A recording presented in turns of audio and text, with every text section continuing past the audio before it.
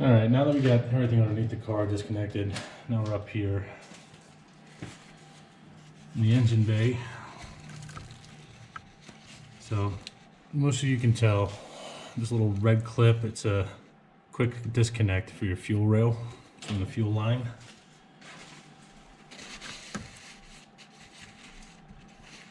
There shouldn't be anything left in here, but just in case, I really don't feel like spilling any gasoline on anything. What I'm gonna do is put a flathead in here, flip it both ways, nice and gentle. Bam. Sometimes I wish I could smell their hands. Rock that off. Now we have that line disconnected. I already had it disconnected down here. And the other line, which is the vent, the one that's right here on the back of the intake manifold. This is the one that goes into your purge valve. Now we have the fuel line and the vent line disconnected. Now the fun part is trying to fish these back out.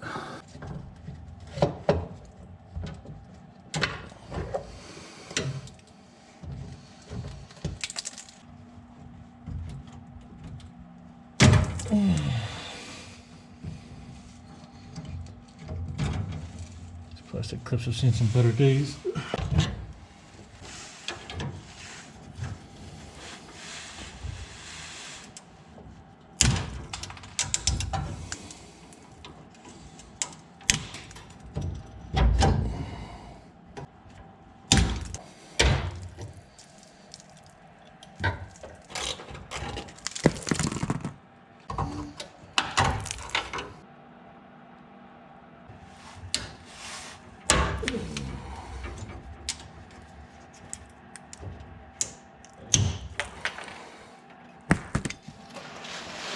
Well, got them out. If you want a reference for how long these hard pipes really are, there you go. Definitely made out of steel, it's lightweight. This weighs probably a couple pounds at most, but it's out.